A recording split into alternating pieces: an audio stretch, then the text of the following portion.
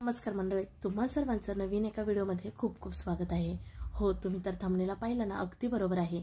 आज आपण ही अळूची पानं अशी चिरून ना एकदम नवीन रेसिपी पाहणार आहोत। म्हणजेच की अळूवड्या करण्याचं तुमचं अवघड काम एकदम सोपं केलेलं आहे। पण व्हिडिओ मात्र कुठेही स्किप न करता शेवटपर्यंत बघा। चला तर मग वेळ न करता आजच्या व्हिडिओला सुरुवात करूया। सुरुवातीला आजच्या रेसिपीसाठी आपल्याला हवी ती म्हणजे अळूची पानं। या अळूची पानं ना तुम्हाला बाजारामध्ये कुठेही सहजपणे मिळून जातील। ज्या बघा आपण अळूच्या वड्या करण्यासाठी आणतो तीच इथं अळूची पानं घेतलेली आहेत। त्या अळूची पानं ना साधारण मध्यम आकाराची 6 ते 7 इतकी घेतलीत। छान स्वच्छ नळाखाली धुवून घेतलेले आहेत। नंतर एखाद्या कोरड्या रुमालाने ना आपल्याला ही अळूची पानं अशी पुसून घ्यायची आहेत। आता बघा अळूच्या पाठीमागच्या भागाला ज्या शिरा असतात ना त्या आपल्याला काढून घ्यायच्यात बरं का। होता होईल अलगदपणे अशा ह्या शिरा काढून घ्यायच्या, म्हणजे जिथे जास्त निबार शिरा वाटतात ना तेवढा काढून घ्यायच्या। आता बाकीच्या पानांच्या देखील अशा शिरा काढून घेतल्यात, पण पाना अगोदर मात्र स्वच्छ धुवून पुसून घेतल्या। या अशा तुम्हाला बारीक बारीक शिरा दिसतात ना, ह्या पण जरा निबार असतात, त्या सुद्धा तुम्हाला अलगदपणे अशा काढून घ्यायच्या आहेत। आता सर्व अळूच्या पानांच्या शिरा काढून झाल्या की आपल्याला एकावर एक अशी पानं ठेवून घ्यायची आहेत बरं का।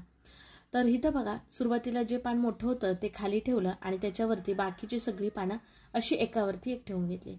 आता ह्याचा आपल्याला रोल करून घ्यायचा आहे। रोल ना असा दाबून घट्ट करून घ्यायचा आहे आपल्याला बरं का।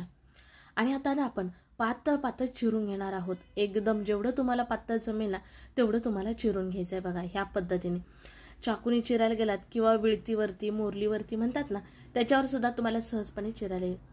बघा इथं व्हिडिओमध्ये तुम्हाला दाखवते किती पातळ पातळ मी चिरून घेत आहे। असं एकावरती एक अळूची पानं ठेवून चिरून घेतल्यामुळे ना आपल्याला जास्तीचा वेळ लागत नाही।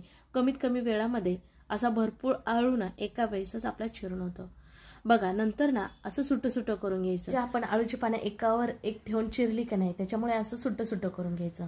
आता ही चिरलेली जी अळूची पानं आहेत का नाही ती आपण एका भांड्यामध्ये काढून घेऊयात बघा। असे ना आपण लांबट लांबट अळूची पानं चिरून घ्यायचे आहेत। ह्याचं कारण तुम्हाला पुढे सांगते बरं का। इथं आपण ना एक वाटण करून घेऊयात। त्याच्यासाठी मिक्सरच्या भांड्यामध्ये 5 ते 6 इतक्या हिरव्या मिरच्या, भरपूर असं लसूण, त्याचबरोबर भरपूर असं आलं, अर्धा चमच इतकं जिरं, पाणी न घालताना मिक्सरला भरड असं वाटून घ्यायचं। हा ठेचा ना कुटून घेतला तरी सुद्धा चालेल किंवा तुमच्याकडे जर अगोदर केलेला असेल ना तो वापरला तरी सुद्धा चालेल। पण बघा चिरलेली जी अळूची पानं आहे ती मोठ्या एका वाडग्यामध्येच काढून घेतलीत, म्हणजे कसं आपल्याला पीठ मळायला बरं पडेल ना म्हणून। आता आपण तयार केलेला ठेचा आहे ना तो संपूर्ण इथं वापरणार आहे। इथं जी मी मिरची वापरली ना ती तिखट कमी आहे त्याच्यामुळे ठेचा हा संपूर्ण वापरला। तुम्हाला जर तिखट कमी आवडत असेल तर मिरचीचं प्रमाण कमी करू शकता, आणि तुम्हाला जर तिखट वडे आवडत असेल तर मिरचीचं प्रमाण तुम्ही वाढवू शकता। आता याच्यामध्ये पाव चमच इतकी हळद, अर्धा चमच इतका गरम मसाला, अर्धा चमच इतका ओवा हातावरती चोळून घातलेला आहे, त्याचबरोबर अर्धा चमच इतकी धना पावडर, अर्धा चमच इतकं लाल तिखट घातलेलं आहे, चवीनुसार मीठ घालणार आहोत, साधारण अर्धा चमच इतकं मीठ घातलेलं आहे। आता आपल्याला ह्याच्यामध्ये घालायचं ते म्हणजे पीठ। तर पीठ बघा इथं ज्वारीचं पीठ घेतलेलं आहे, तर इथं आपण अर्धी वाटी इतकं ज्वारीचं पीठ वापरणार आहोत। बाकीचं अर्धी वाटी पीठ बाजूला ठेवलं। नंतर 1 कप भरून इतकं हे बेसनचं पीठ घेतलेलं आहे। आपल्याला जर पुढे गरज वाटली तर आपण आणखीन बेसनचं पीठ वापरणार आहोत। भरपूर अशी बारीक चिरलेली कोथिंबीर, इथं आपण अळू वापरला, मग अळू घशात खवखवायला नको किंवा खास खायला नको त्याच्यामुळे अर्धा आपण लिंबाचा रस पिळणार आहोत, किंवा ह्याच्याऐवजी तुम्ही चिंचेचं कोळ म्हणजे चिंच भिजत घालून चिंचेचं पाणी इथं वापरू शकता। आता थोडंसं साधारण 2 ते 3 चमचे इतकं तेल घातलेलं आहे। आता सुरुवातीला ना आपल्याला हे सुकं छान असं एकजीव करून घ्यायचं आहे। मिक्सरच्या भांड्यामध्ये पाणी घालून थोडं थोडं ह्याच्यामध्ये पाणी शिंपडून ना आपण हे पीठ मळणार आहोत। तुम्हाला थोडक्यात अंदाज आलाच असेल आजच्या रेसिपीचा। तर आज आपण इथे अळूच्याच वड्या करणार आहोत, तेही अगदी वेगळ्या नवीन पद्धतीत। अळूच्या वड्या करायचं म्हणलं तर अळूच्या पानाला सर्व मिश्रण लावावं लागतं, त्याचा रोल करावा लागतो आणि तो रोल तळून घ्यावा लागतो। पण अशा वेळेस काय होतं माहितीये का, रोल बऱ्याच वेळा तेलामध्ये तळत असताना ना सुटा सुटा होतो, म्हणजे अळूच्या वड्या पाहिजे तशा वड्या बनत नाहीत। मग तुम्हाला त्याच्यासाठी ही नवीन पद्धत आणलेली आहे, जेणेकरून मस्त लेयर्स पास तुमच्या ह्या वड्या तयार होतील। आता बघा थोडं थोडं पाणी घालून छान असं हे मिश्रण करून घेतलं, पण ह्याच्यामध्ये मला जरा बेसनचं पीठ कमी वाटतंय म्हणून नाही तर अर्धा कप इतकं बेसनचं पीठ वापरलेलं आहे। तुम्हाला हवं तर तुम्ही ह्याच्यामध्ये आणखीन पाव कप इतकं ज्वारीचं पीठ सुद्धा वापरू शकता, पण इथं मी आणखीन ज्वारीचं पीठ वापरलेलं नाही। ज्वारीचं पीठ वापरल्यामुळे ना ह्या वड्या आपल्या चवदार बनतात आणि छान कुरकुरीत अशा सुद्धा बनतात बरं का। मी ना ज्वारीच्या पिठाच्या ऐवजी तांदळाचं पीठ वापरलं ना तरी सुद्धा चालेल, म्हणजेच की ह्या वड्या कुरकुरीत बनतात। आता बघा थोडं थोडं पाणी घालून छान हे मिश्रण असं ओलसर करून घेतलं। ह्याच्यापेक्षा जास्त सुद्धा ओलसर करून घ्यायचं नाही बघा। आता ना आपल्याला हे 10 मिनिटासाठी भिजत ठेवायचं आहे. ह्याच्यावरती आपण झाकण ठेवून बाजूला ठेवूया. अगदी तुम्ही हे पीठ नाही भिजत ठेवला तरी सुद्धा चालेल, पण भिजत ठेवल्यामुळे ना पीठ छान प्रकारे भिजल्यामुळे आपल्या वड्या हे छान चवदार आणि खुसखुशीत बनतात. आता आपण हे जरा बाजूला ठेवूयात. तोपर्यंत बघा इथे एक ताट घेतलंय आणि ताटाला ना अशा प्रकारे तेल लावून घ्यायचं. तुम्ही ह्याच्याऐवजी चाळण घेतला आणि चाळणीला तेल लावून घेतला तरी सुद्धा चालेल. आता आपलं हे मिश्रण जे आहे ना ते 10 मिनिटं भिजलेलं आहे. आपण ह्या ताटाला बघा तेल लावून घेतलं होतं, जेणेकरून ह्या वड्या ना चिटकून बसणार नाहीत, सहजपणे बाहेर येतील. त्याच ताट्यामध्ये ना आपल्याला हे मिश्रण काढून सगळीकडे असं थापून घ्यायचं आहे. हातानेच असं आपण पसरून घेऊयात एकसारखं. म्हणजे कशा आपल्या वड्या जास्त जाड नाही आणि जास्त पातळ नाही असं आपल्याला पसरवायचं आहे. मिश्रण ना ह्याच्यापेक्षा जरा घट्ट ठेवून त्याचा तुम्ही रोल केलात आणि रोल वाफवून घेतलात तरी सुद्धा चालेल. पण सगळ्यात सोपी पद्धत म्हणायला गेलात तर ही, म्हणजे अगदी पहिल्यांदा जरी करायला गेलात तरी सुद्धा ह्याच्यामध्ये न बिघडण्यासारखं. बघा ताटाला तेल लावून सगळीकडे हे मिश्रण टाकून थापून घेतलेलं आहे. आता वरून आपण ना असे तीळ भुरभुरून घेणार आहोत, म्हणजे दिसायला सुद्धा छान दिसतात आणि चवीला सुद्धा ह्या वड्या छान प्रकारे लागतात. तुम्हाला हवं तर तुम्ही ना ज्यावेळेस आपण सर्व मसाले घातले त्यावेळेस सुद्धा तुम्ही त्याच्यामध्ये तीळ घालू शकता. आता बघा इथं मी चमचा घेऊन ना जर हे तीळ दाबून घेतलेत, म्हणजेच ना जर हे खाली चिटकून बसते. आता चला आपण हे ना वाफवून घेणार आहोत. त्याच्यासाठी बघा गॅसवरती ना मी पाणी एका कढईमध्ये अगोदरच गरम व्हायला ठेवलं होतं. पाण्याला छान अशी खळखळून उकळी आली. मग हे ताट आपल्याला नेऊन कढईवरती ठेवायचं आहे. वरती घट्ट झाकण ठेवणार आहोत आणि 10 ते 12 मिनिटं आपण वाफ काढणार आहोत. आता इथं मी 12 मिनिटानंतर पाहत आहे. आता हे तयार झालं कसं समजायचं बघा. आपल्याला मध्यभागी अशी सुरी घालून बघायची. सुरी बघा आपली क्लीन येते, म्हणजेच की हे मिश्रण ना आपले छान प्रकारे वाफून झाले असं समजायचं.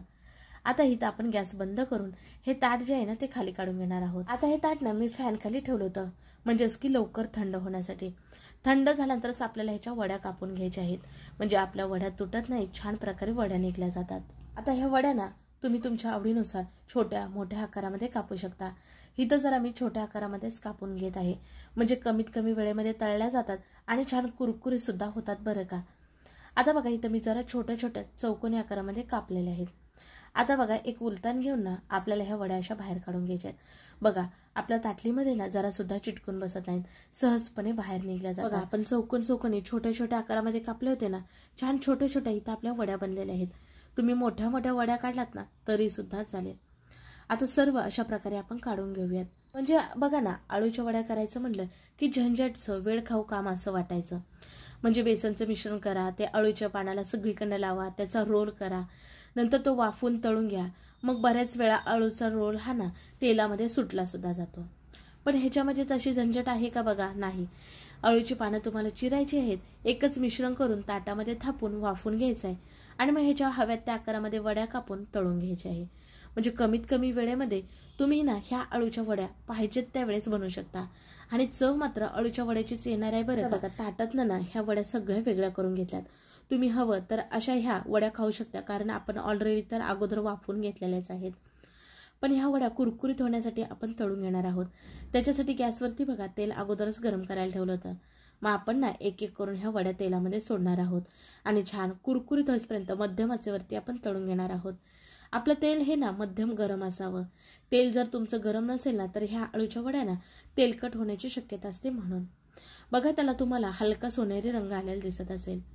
आळूच्या वड्या बघा तेलामध्ये अजिबात सुटसुटीत किंवा सुटत नाहीत, छान एकसारख्या आपल्या तळल्या जातात. वड्या तळत असताना गॅस मात्र फास्ट ठेवायचं नाही, नाहीतर वड्या ना वरनं तळल्या जातील, रंग वरून येईल पण आतून मात्र कच्चा राहतील. त्याच्यामुळे मध्यम तो बारीक गॅसवरती ना छान कुरकुरीत क्रिस्पी होईपर्यंत तळून घ्यायचे आहेत. आता बघा एक बॅच एवढे मी ह्या तळून घेतलेल्या आहेत. पण बरेच जण बघा आळूच्या वड्या ना तळलेल्या खात नाहीत, म्हणजेच की बरेच जण डाएटवर असल्यानंतर ना जास्तीचं ऑइली किंवा तेलकट खात नाहीत. त्यांच्यासाठी तुम्हाला आणखीन एक पद्धत सांगते. काय करायचं माहितीये का, आपल्या ज्या वड्या आहेत ना त्या बघा मी छोट्याच आकारामध्ये कापल्या होत्या, पण त्याच्या पण छोट्या करून घेत आहे मी बरं का. अशा मोठ्या ठेवला तरी सुद्धा चालेल, काहीच हरकत नाही.